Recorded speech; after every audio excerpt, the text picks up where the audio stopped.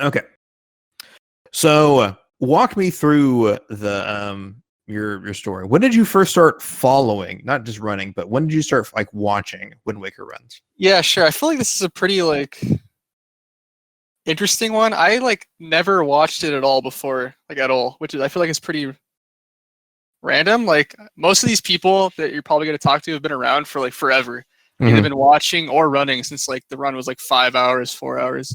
Mm-hmm. I don't remember like the exact time. I just remember I like messing around with speedrunning. I sucked at other games I was trying to get into, and I was like, I love Wind Waker. Why not? So then I tried Wind Waker, and it just happened to be like, I don't know how familiar like with actor unloading barrier skip you are. I don't know how like how deep you've gone into that. They just happened to have found that like immediately once I joined the Discord, and I was like, well, that's cool. But back then it was a lot more dumb. Where like I don't know if you've seen like the runs that gymnasts first did, where you pull the grapple like 700 times. I'm sort of aware, yeah. Super unoptimal, and I was like, geez, that is super. Like that was like my first introduction to Wind Waker speedruns, is watching gymnasts pull the grapple for like 1,000 times at Dragon Roost, and then like pray to God that everything worked. Yeah, I haven't delved too much into it. I know I know the general concept behind it, but I haven't watched too many runs from that particular era.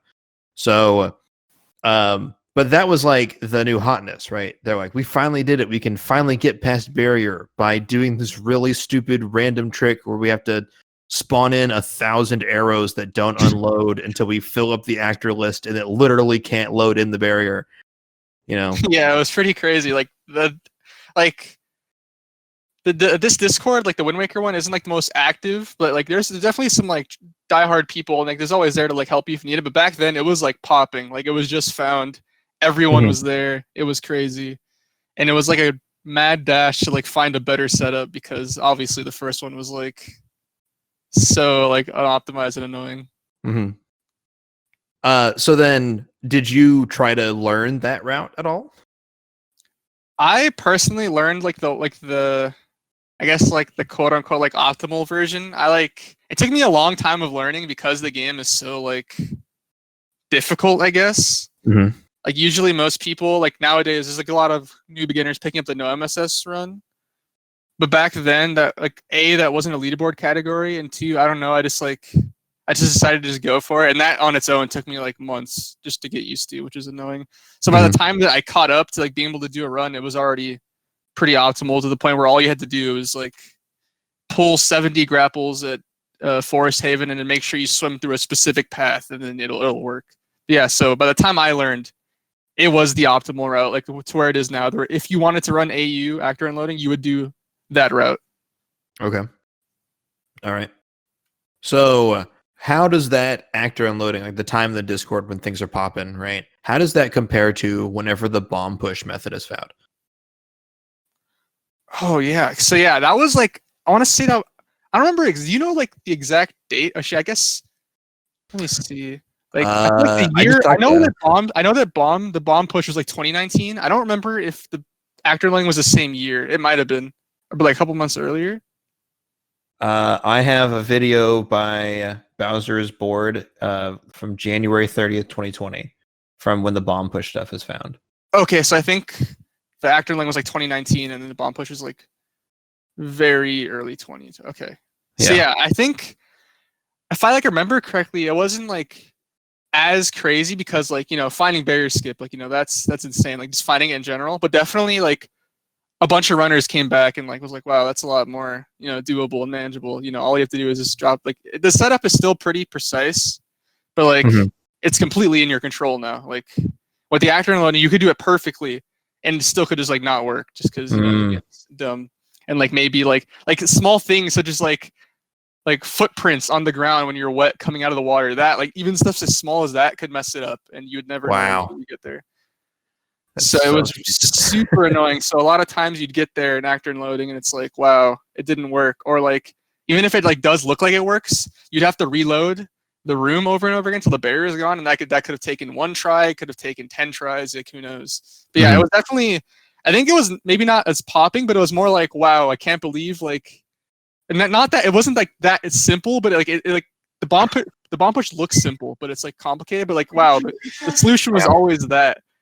and we never knew. Because I'm pretty sure that if like you go back and look, Trog tried that, but the script he ran was like 0.2 speed less than what it needed to be, so it didn't work. And that was like 3 years earlier or something.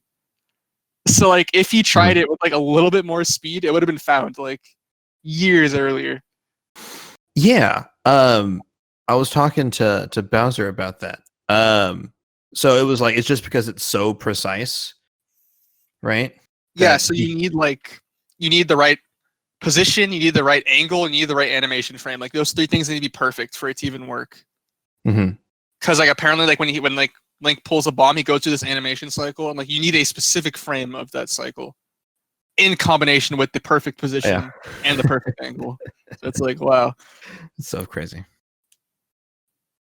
I said, leave it to Zelda runners. Yeah, that's crazy. I don't even know how Bowser found that. Like, that's still crazy. I guess. Well, like the script makes it a lot easier, but it's just like it's crazy, like how precise it has to be. Absolutely. So, what's the timing difference? I'm kind of like totally in the dark on this kind of stuff. So yeah, like compared to like AU actor unloading. Yeah, I want to say here. I know that they brought it down. I feel like it's maybe like 5 to 7 minutes optimally, because I want to see what like the fastest one was. I think it had to have been Demon that probably did it, and I want to say it was definitely sub 110 at that point still. Let's see if I can find it really fast. But yeah, it definitely wasn't. It's like it wasn't more so that it was. I guess it was kind of slower because you have to get grappled, but definitely more of the RNG is what ate up a little bit more time. Because you kind of had to pray for a first try, and that wasn't really in your control. Yeah, but let's just, if you had to ballpark it, like optimal actor unloading versus optimal bomb push, like which one's faster? Optimal bomb push, at least with no PG skip, is easily like 59. Like a God run 58. Like Demon's gotten a sub 1. He's the only one who's gotten a sub 1 with the bomb push, no PG skip. And then like if I were to say optimal, here I think I found one real quick. Okay, yeah. Well, let's see. He got a 109 with actor unloading. So that's like a 10-minute difference. I'm not sure if that's the fastest one he has. Okay, I just wanted a general idea because like I said, I'm in the dark on this. So so it's not crazy. Okay. So, what are you wanted to talk about what it's like being a quote unquote Zoomer runner, community member. So how has it been? Like what's your experience been as someone who's joined right in like the cusp of like, oh, barrier skip's been found. Like you're living in a post barrier skip world. What is that like? Yeah, I feel like initially it was amazing because like everybody was there. I'm not trying to like paint it as if like no one's like ever around. Like people are like there's definitely like now there's like tons of people that are happy to help you and they're always there. It's just like it's more of a niche community now because the run is the game is so difficult optimally and like so off-putting to beginners, whether it be like MSS or like zombie hovering. It's just difficult, and I understand that. It's just not as active as it used to be. But it definitely was like just interesting that it's just like a slow decline. Like and then like because of that, because like I feel like all of like some more of like the OG runners like kind of like moved on. It was like kind of hard resources wise to learn everything. But definitely still doable if like you put in the time. But like I think that's one of the biggest things that was like difficult about new people coming is there's not that many like super like tailored resources. Now there are like Trog's made some pretty good beginner ones. I've made some tried to make some good beginner ones, but like learning is definitely a difficult thing to do in this game. So like nowadays it's just us trying to make sure that it's as accessible as possible. And like that can be kind of difficult when, like everyone can't be there all the time.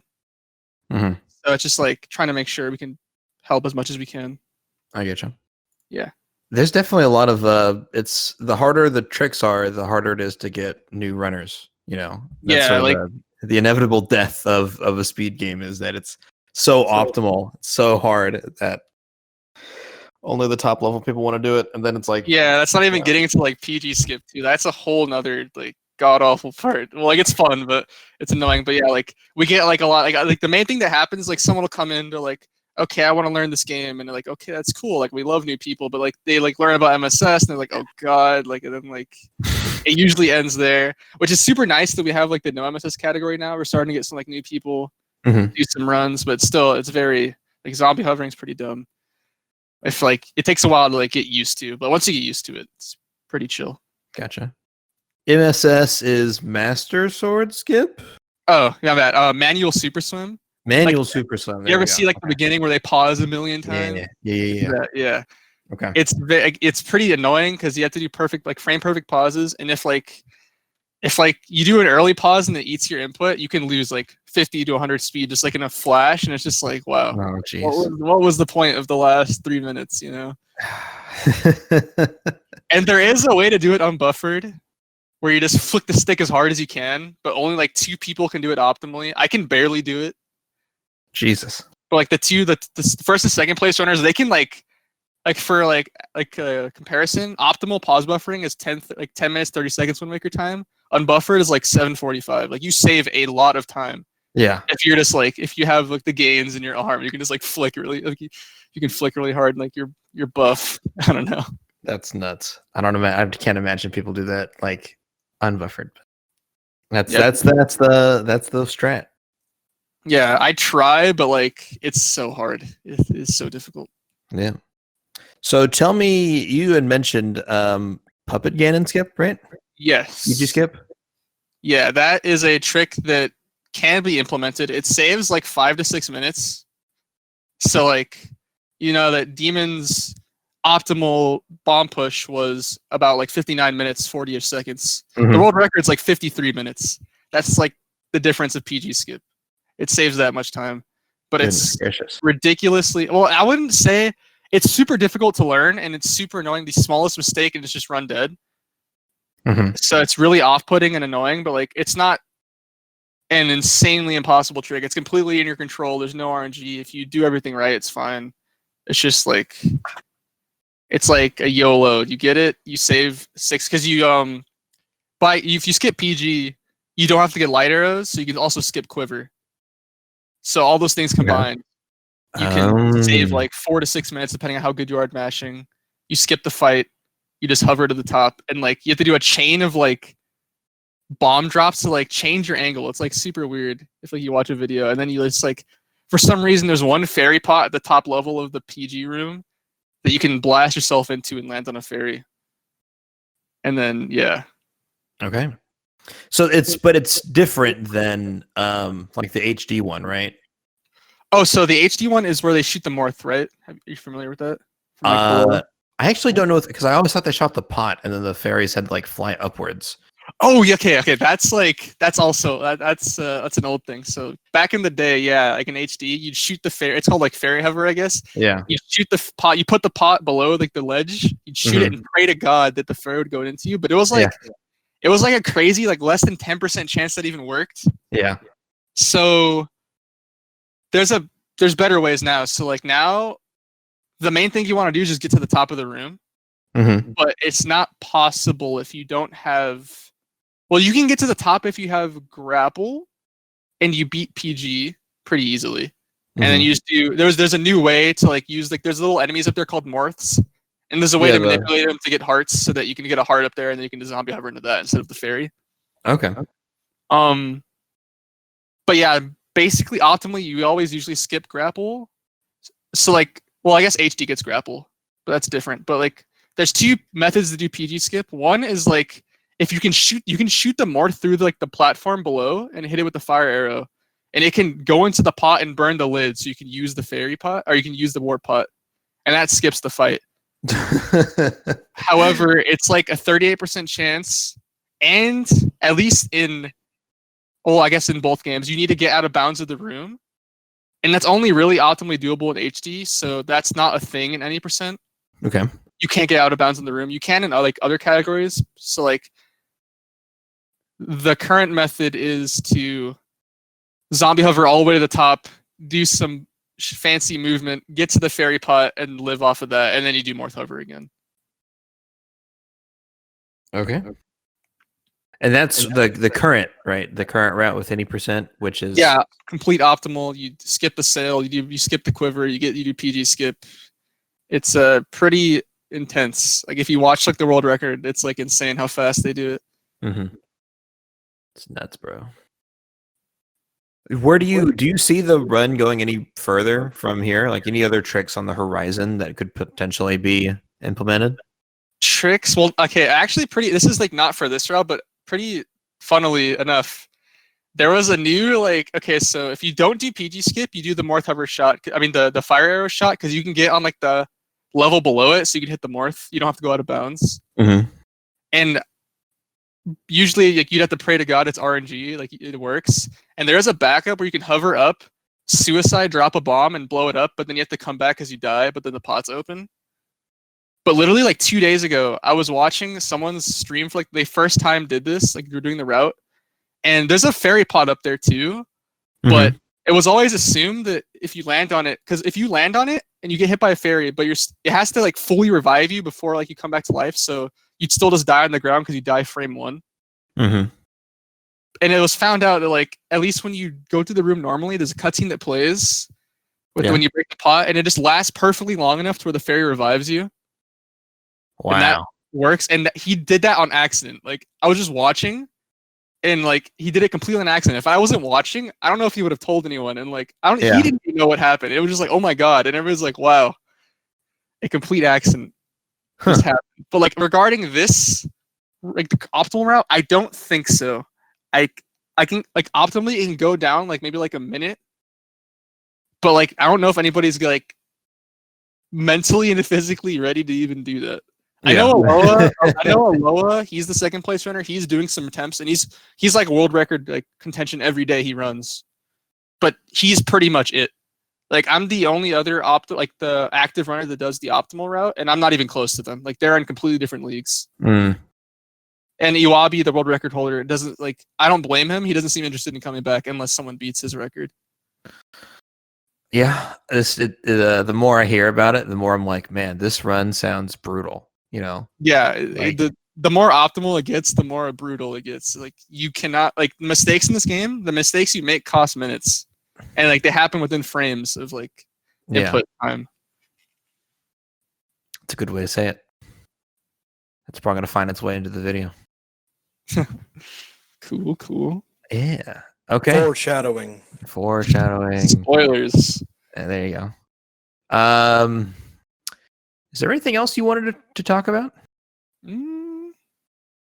don't think so. I'm not.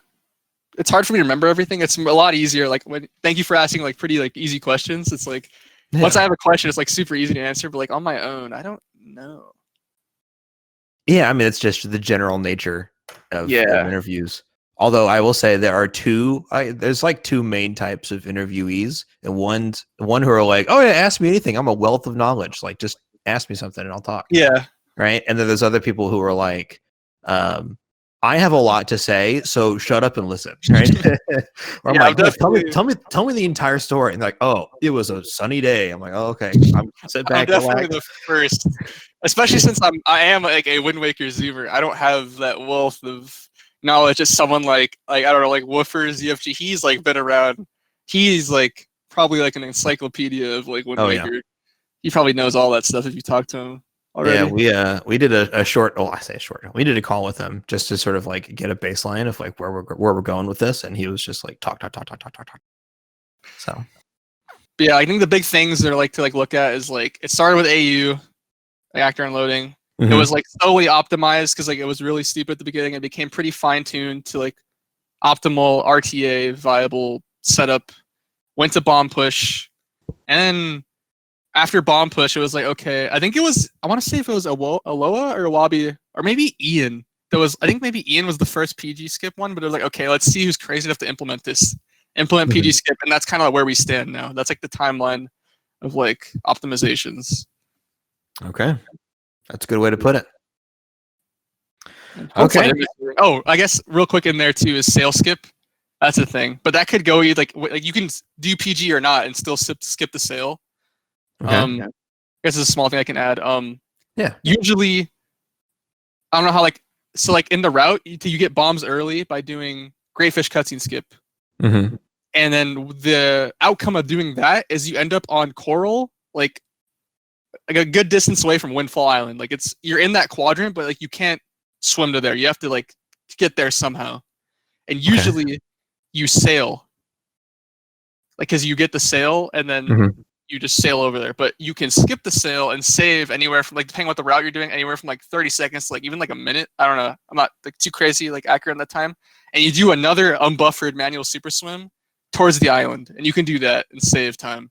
That's another optimization that happened. That was like put in, I think, some point where people were also putting in PG skip. Nuts. So there's two of them. Another manual super swim. Yeah, and it only saves time if you do an unbuffered. Like you have to do an unbuffered. If you pause buffer it, it won't even like you'll lose minutes if you pause buffer it. Oh Jesus! So you got to flick to win. It's pretty much the story of Wind Waker right now. Like optimally, if you like unbuffered is such a huge advantage. Okay, real quick, does anybody use a hand cam with unbuffered super swim? So, Iwabi has a video of him doing it, like a tutorial. And then Aloha, the way he holds it, he actually does. Like you can see it during a run, him doing it. Okay. Interesting enough, they do it completely different ways. Like Iwabi, like has a thing where like he has his hand like just open, and he puts his like the stick between his fingers and flicks up and down really fast. And then Aloha does a thing where like he holds it towards his head, like near his like head, like his chin, and then like makes like a kind of like a pincher with his like thumb and index finger and like uses that to like flick it up and down, or like I guess side to side because he holds the controller differently. Okay. But I can link those videos if you want, but they're not too difficult to find. But I can link them. Yeah, I think I'd like that because I think I'd like to have a visual to show what it's like, and this is what unbuffered super swim looks like, and they're just like, yeah, pretty much, yeah. That sounds pretty good, actually. That was pretty like that sounded like consistent enough to do it. You might be able to do it. There you go. I'm a legend. Where do you open palm? I can just DM it to me. That'd be fine. Yeah. So that's Aloha. I mean, that's Iwabi, and then Aloha.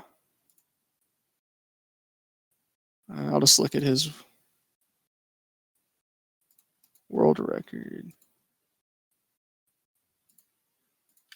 And this is Aloha. It just like if you go to the beginning of the run, you'll see him doing it. And they do it. Let me see, make sure that he does it the same way still. Yeah, he does it the same way that he used to. So yeah, that's how they do it individually. And I personally do it more like Iwabi, but I am nowhere near as good at it as he is. Because if you hit neutral once, I'm watching him. Oh my gosh! If you hit neutral once, like you lose an incredible amount of speed. Like you can't hit neutral. Iwabi do it. That's so busted. Yeah, hitting neutral is pretty much, at least the thing about them though is they're so good at it. They can like mess up in the beginning and still get an insanely good time. But like if you're anywhere worse than them, hitting neutral is pretty much instant reset. If you go for this, I think you're going for a crazy good time. Like it's just incredible. He doesn't hit neutral like barely once the entire time. This entire like time he's flicking, like just perfectly. Oh, yeah, I'm watching. That's crazy. Okay. Alrighty. I think that's gonna wrap it up. Yeah, that was pretty gonna be good. I think I got everything I wanted to say. All right. Well, let's go ahead and end this recording. So, but thanks for talking to me, man.